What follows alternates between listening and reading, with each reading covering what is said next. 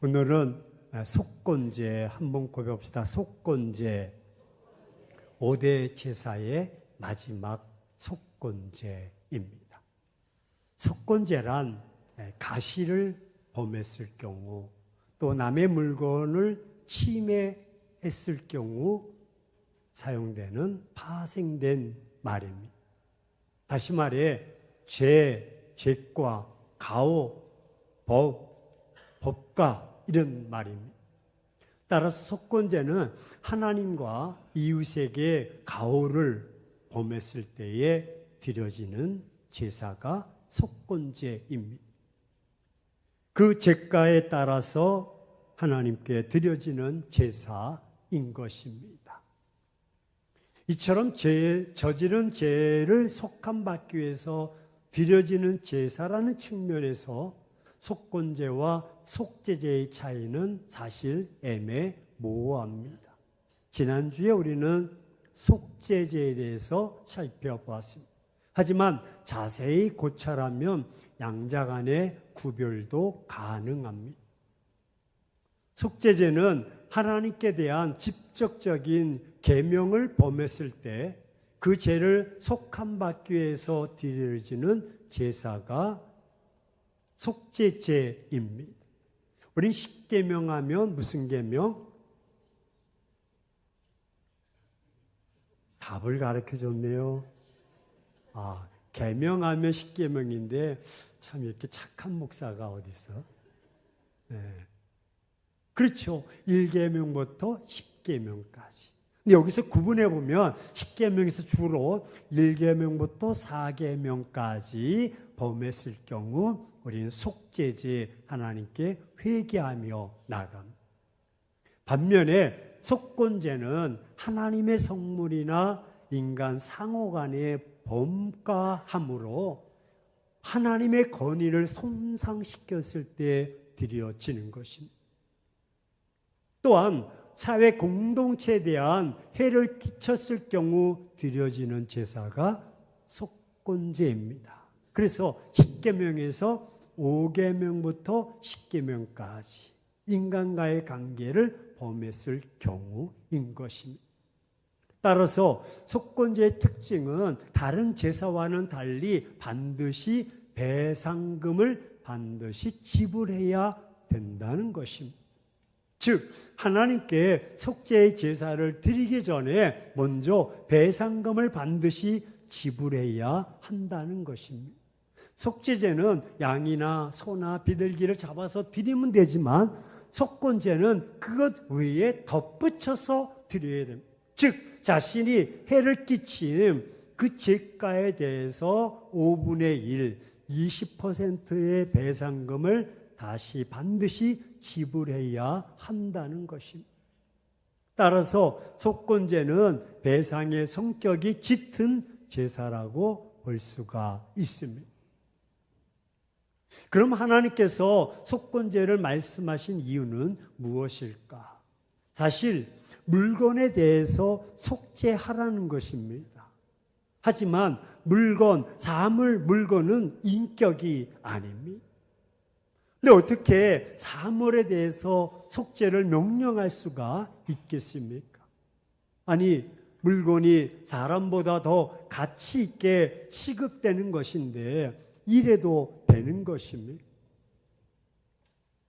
많은 사람들이 우리가 쓰고 있는 물건에 대해서 죄를 범했다는 생각을 하겠습니까? 예를 들어 혹시 여러분들이 앉고 있는 그 의자에 죄를 범한 적은 없습니까? 언젠가는 하속이 불편해서 그만 뽕 하고 소리가 났습니다. 그러면 그때 그 의자를 향해서 정말 미안해 그리고 사죄했습니까?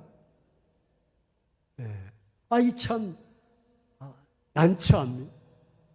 근데 하나님께서는 속건제를 명령하고 있습니다. 좀처럼 이해할 수 없는 제사이기도 합니다.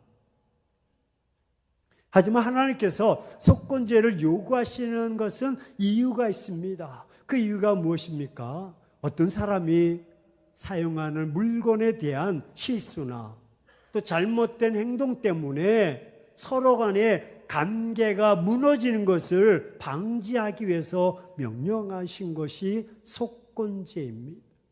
한번 고백합시다. 관계 회복. 예. 엄격히 말하면 속건제는 사물에 대한 것이 아닙니다. 그것은 하나님과 이웃에게 잘못된 것을 바로 잡으려는 하나님의 마음이요, 심정이요, 명령인 것입니다.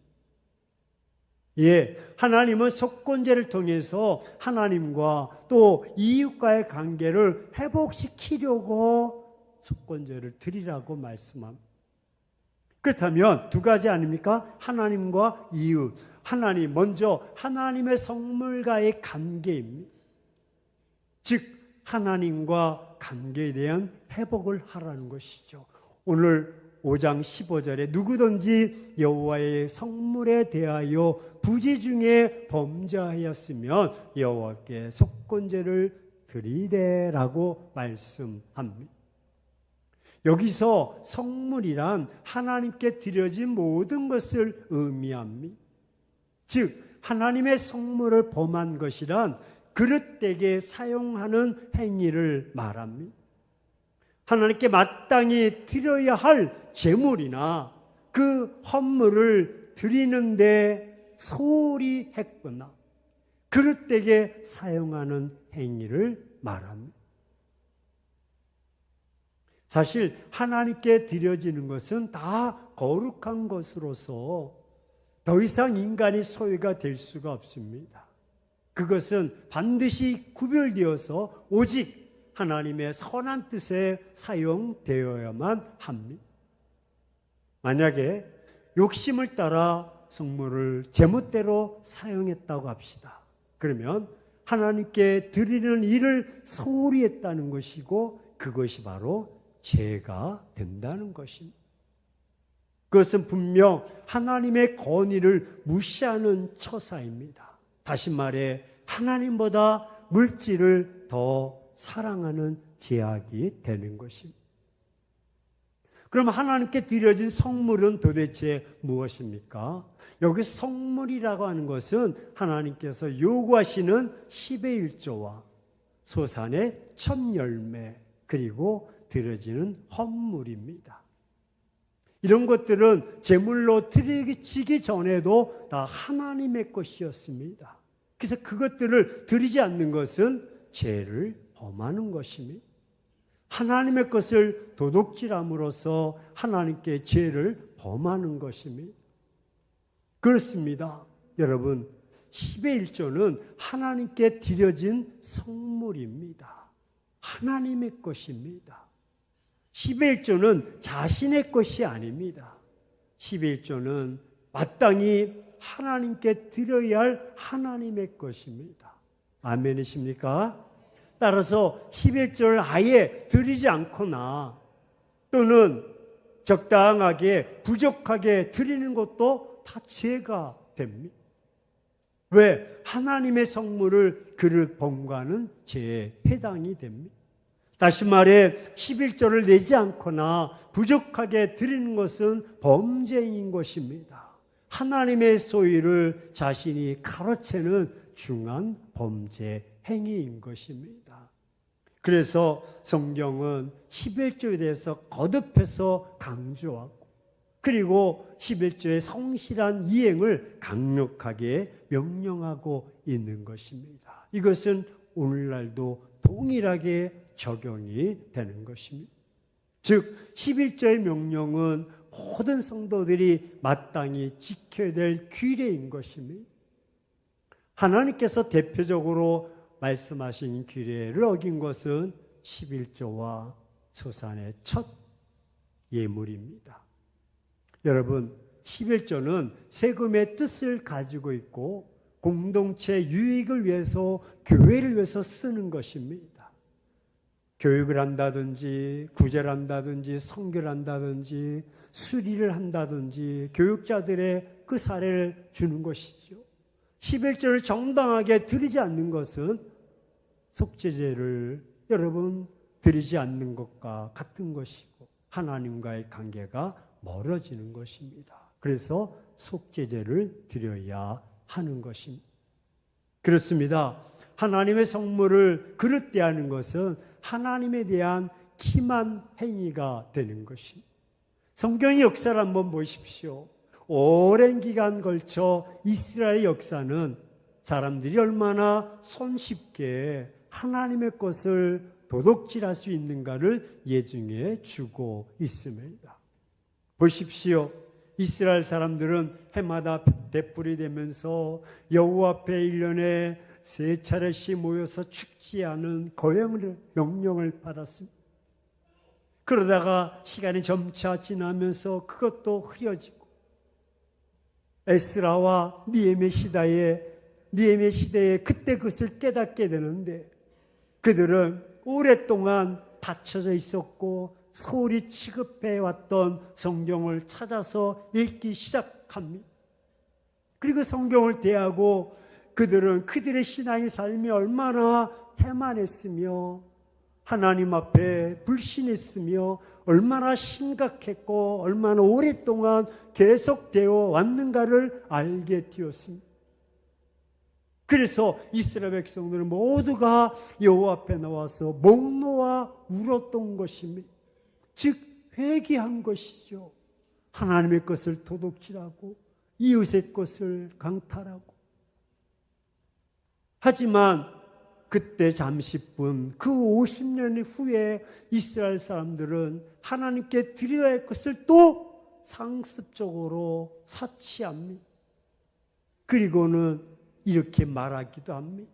말라기서 3장 8절에 아니 사람이 어찌 하나님의 것을 도둑질할 수 있겠습니까? 라고 뻔뻔스럽게 말하면서 자신들의 도둑질을 정당화하기까지 하는 것이 인간의 마음인 것입니다.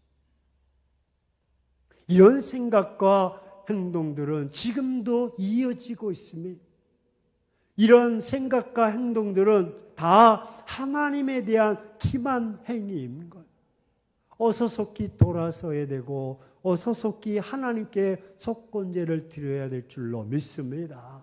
왜? 하나님과의 관계가 멀어지고 깨어져서는 안 되고 회복되어야 하기 때문입니다.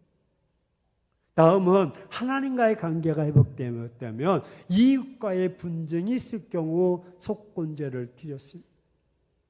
이 당시 은행이 없었습니다. 그래서 자신의 돈을 누군가에게 의탁을 합니다. 전당을 잡았습니다.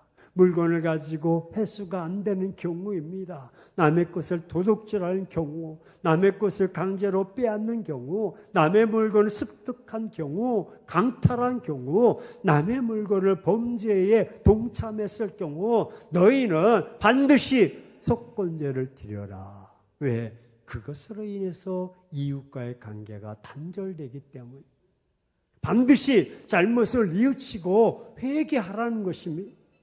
하나님께 속죄하고 거기에 5분의 1, 20%를 더하여 배상하라는 것이 하나님이 주신 법인 것입니다. 그렇습니다. 하나님께서는 남의 물건을 막거나 전당 잡거나 강도질하거나 탈취하거나 습득하거나 이 사실을 부인하는 등의 이웃에 대한 범죄를 하나님께 신실치 못해서 저지르는 다 범죄라고 정의하셨습니다. 즉 이웃에 대한 범죄와 악행이 단지 이웃에게 대한 범죄일 뿐만 아니라 이는 근본적으로 하나님께 대한 범죄입니다. 그래서 이스라엘 백성들은 이웃에게 저지른 죄를 용서받기 위해서 하나님께 속건제를 드려야만 했던 것입니다. 그렇습니다.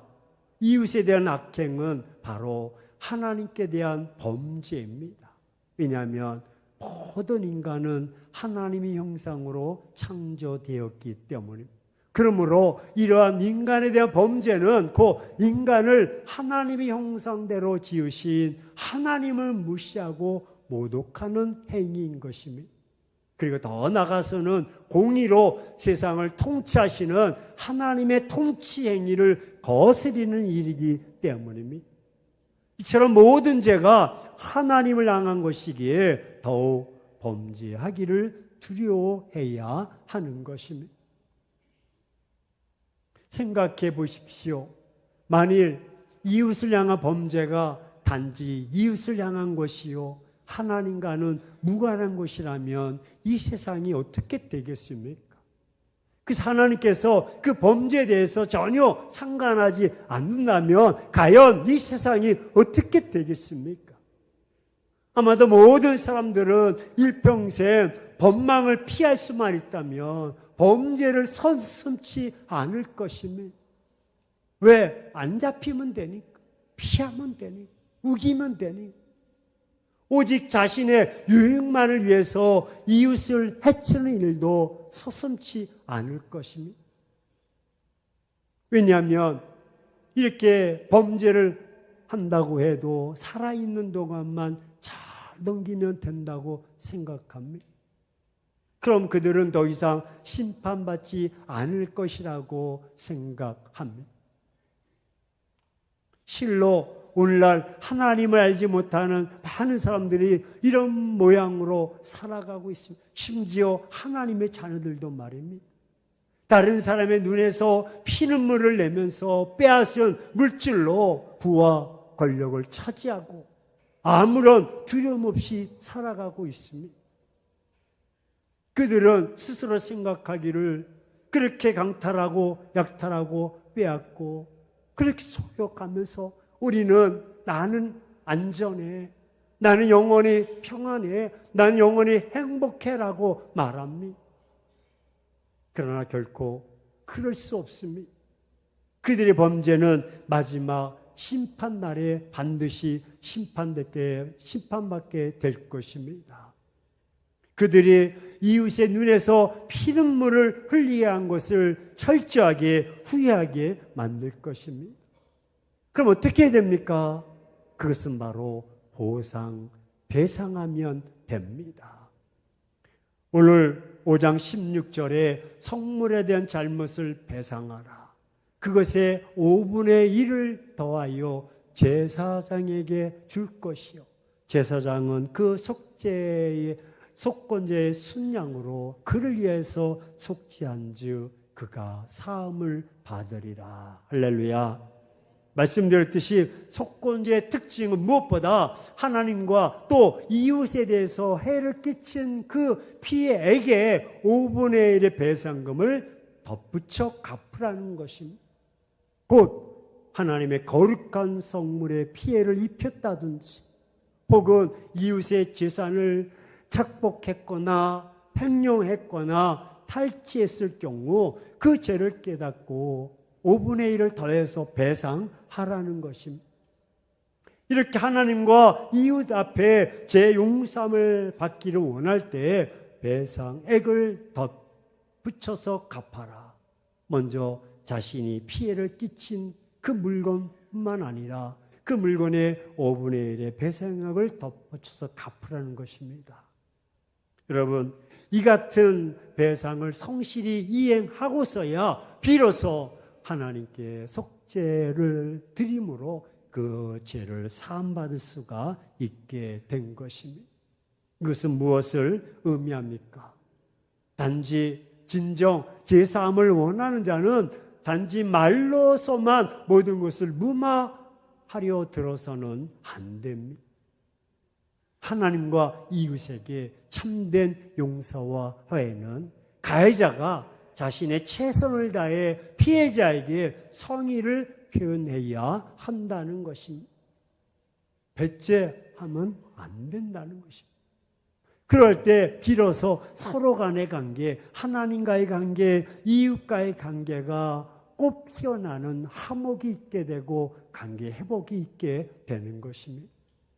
이것이 속건제의 정신, 바로 이 사실을 교훈해 주고 있습니다. 사랑하는 행복한 교회 성도 여러분, 우리는 함부로 하나님의 성물을 범합니다. 근본적으로 하나님의 금령을 어깁니다. 하나님께서 금하신 선악과를 수시로 따먹습니다. 인류의 시조 아담과 하와 이후로 타락한 인간들은 끊임없이 하나님의 말씀을 어김으로써 하나님의 거룩성을 훼손합니다. 전적으로 무능하고 타락한 삶을 살아갑니다. 그러면서 5분의 1의 배상, 액은 고사하고 그 본물조차 다 까먹은, 다 탕진해버린 몹쓸 죄인들입니다. 이런 자들에게 하나님께서는 속건제를 요구하십니다. 하지만 우리는 도무지 속건제 예물이 없는 자입니다. 하나님께서 요구하시는 배상액을 갚을 길이 없습니다. 왜? 이미 다 소진해버렸고 이미 다 탕진해버렸습니다. 따라서 죄로 인해 그 죄 가운데서 죽을 수밖에 없는 불쌍한 자들이요, 영원한 심판을 받을 수밖에 없는 자들입니다. 그럼 범죄한 인간은 어떻게 이렇게 멸망받을 수밖에 없을까요? 다른 방법이 없습니까? 다른 길이 없을까요? 예, 다른 방법과 길이 있습니다. 아무런 쓸모없는 죄인들을 위해 스스로 속건제물이 되사 그 빚을 갚아 주시겠다고 나선 분이 계십니다. 그분이 바로 예수 그리스도십니다. 오직 예수님만이 하나님께서 요구하시는 바 그 속건제물을 능히 갚아 주실 수 있는 분이십니다. 그렇습니다. 예수 그리스도는 자신이 있는 모든 것을 주셨습니다. 물과 피를 다 쏟아 붓기까지 우리들의 진빚을 갚아 주셨습니다. 탕감해 주셨습니다. 그러므로 우리들은 예수님에게 빚진 자입니다. 일생을 갚아도 다 못 갚을 큰 빚을 진 자들입니다. 바울은 그것을 깨닫고 디모데전서 1장 15절에 죄인 중에 내가 괴수로다. 이것을 요즘 말로 말하면 내가 전과자 중에 가장 악독한 전과자다라고 말하면서 빚진 자의 삶을 살아야 된다고 말합니다. 사랑하는 행복한 교회 성도 여러분, 오늘 이 시간 빚진 것을 갚고 새롭게 출발하시기를 축원합니다. 하나님의 명령을 쫓아 신령한 속건제의 삶을 살아갑시다. 하나님과의 관계가 소통이 되고 회복이 되고 이웃과의 관계, 따라서 하나님과 이웃에게 해 끼친 것을 갚고자 애쓰는 실천적인 삶을 살아갑시다.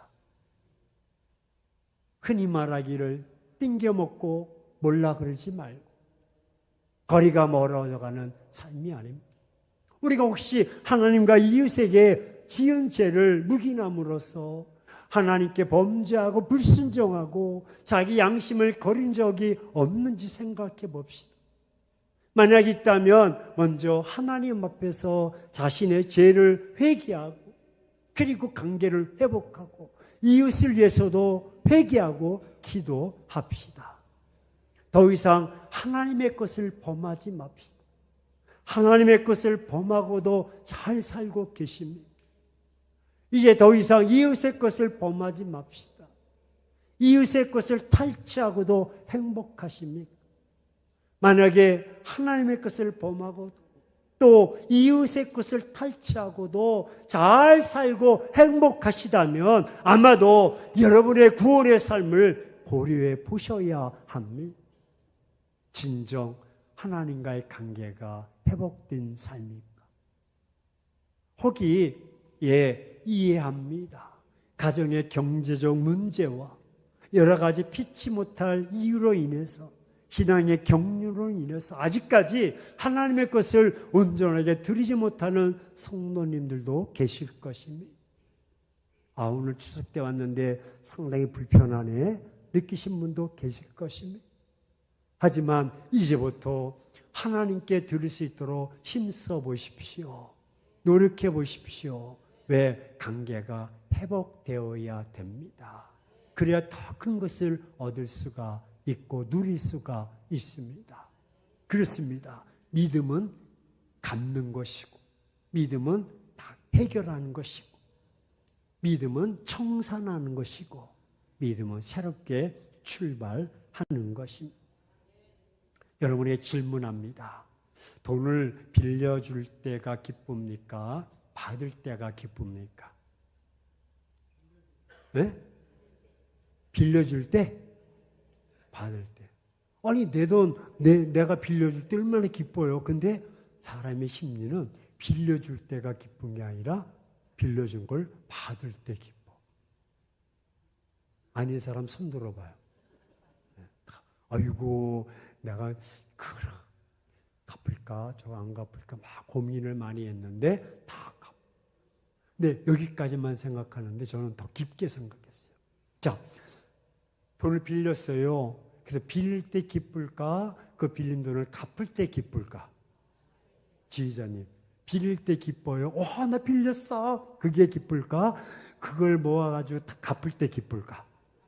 그래요. 다 갚으면요, 어깨 짐이 다 내려가고. 왜? 다 갚았으니까. 우리 옆 사람에게 좀 갚어. 갚어. 때 쓰지 말고 갚어. 그래야 관계가 회복이 돼요. 계속적으로, 습관적으로, 의도적으로 하나님의 것을 도둑질하고 이스라엘 백성들처럼 거스리며 살아가면요, 하나님과의 관계가 성립되지 않습니다. 뭔가 껄껄한 심정으로 예배 참석하고 예배 참석해도 감격과 감동이 없습니다. 왜? 하나님과의 관계가 멀어져 있기 때문에. 하지만 이제 말씀을 듣고 오늘부터라도 결단하시면서 하나님과의 관계, 이웃과의 관계가 잘 회복이 되어서 주님 앞에 나와보세요. 빚을 다 갚아보세요. 그런 발걸음이 막 그날 잠이 안 오고 먹지 않아도 기쁨. 왜? 나 이제 다 갚았어. 한번 해봅시다. 다 갚았어. 얼마나 기쁩니까? 떳떳합니다. 자신감 있습니다. 당당합니다. 감격 있고 은혜가 있는 것입니다. 하나님은 지금도 이런 자를 찾으십니다. 그리고 이런 자에게 놀라운 은혜를 주십니다. 명절을 맞이해서 딱 작정합니다. 이번에 내가 식구들 만나면 이판사판 아니야. 내가 땅 문서를 가져오든지 안 되면 내가 소송을 하든지 내가 내 것을, 그러지 말고, 그저 빚진 것 있으면 100만 원 빚졌으면 20만 원 더 얹어서 언니, 오빠, 아버님 다 이렇게 갚으세요. 할렐루야. 갚았다. 청산해야 그래야 기쁘고 소통이 되는. 우리 한번 따라서 고백합시다. 오늘은 우리가 빚 갚는 날입니다. 하나님께 갚읍시다. 명절에 가족들을 만나 갚읍시다. 목사님께 갚읍시다. 다 청산하면서 하나님께 영광 돌리기 주의 이름으로 축원합니다.